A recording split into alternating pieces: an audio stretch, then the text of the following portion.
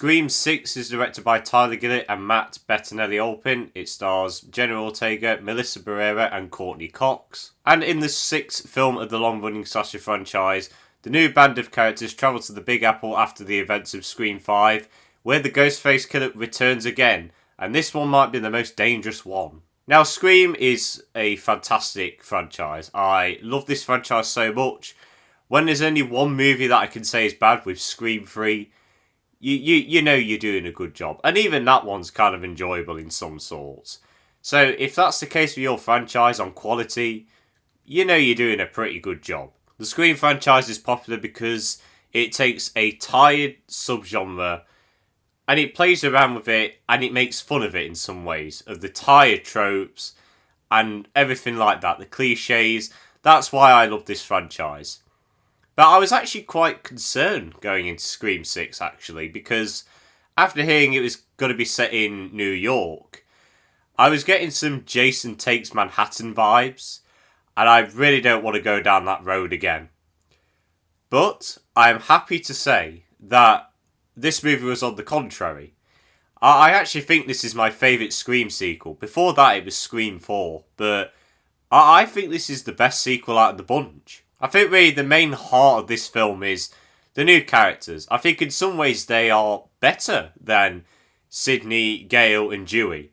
They are a little bit better, and I think the main heart of it is that sister dynamic. Sam and Tara are not only played brilliantly by Melissa Barrera and Jenna Ortega, they feel like real sisters, and they have a little conflict throughout the film. It's nothing big or overarching or fully compelling, but it's nice, and it's quite understandable, nice and satisfying by the end with the conclusion. You also have Chad and Mindy, who are the other two friends in the group, and while they don't really do much in this film, in fact one of them doesn't really do anything in this film apart from getting absolutely mauled.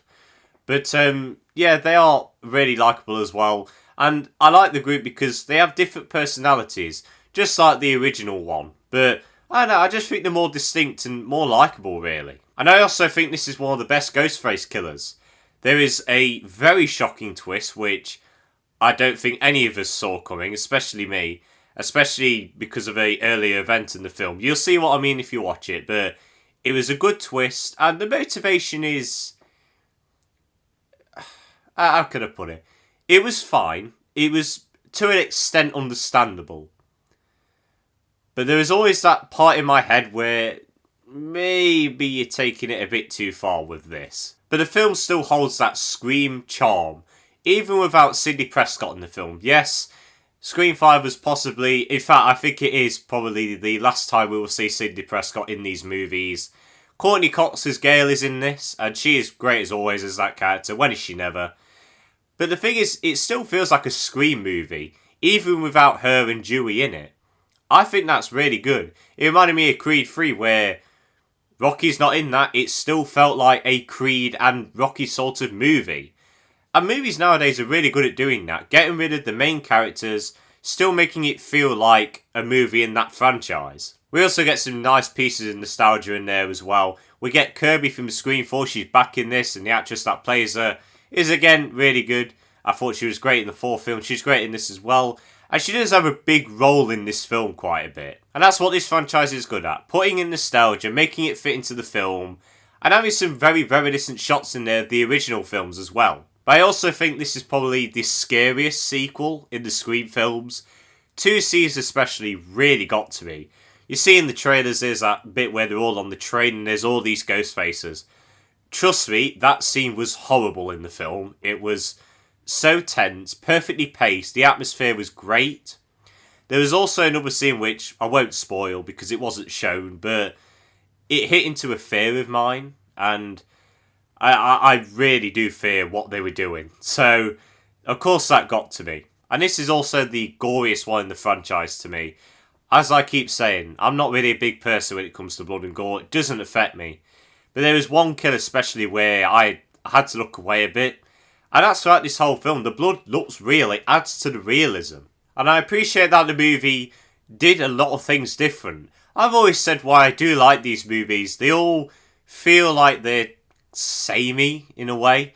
And Scream 5, of course, kept to that. But also added in moments where they make fun of requels, as they call it. This one they're making fun of the sequel to the requel. That was a right mouthful. But it also did some good stuff that was different. You know, some creative kills. You've seen in the trailer Ghostface holding a shotgun. There's a few different story beats. One character is really good. And I feel like they're going to do something more with her in future films. And I can't wait to see that. So this film does different things in the right way. But this movie is not perfect. It does have some flaws. And I think the main one, just like the fifth Scream film, the humour. There's not enough humour in these films now. And I'm a bit worried that they're taking it in a more darker direction. I will say there is a little bit more than what there was in Scream 5. But I don't know, I want a little bit more. Because it's just missing that humorous part of what made Scream great. There was also romance during the film which was developed awfully.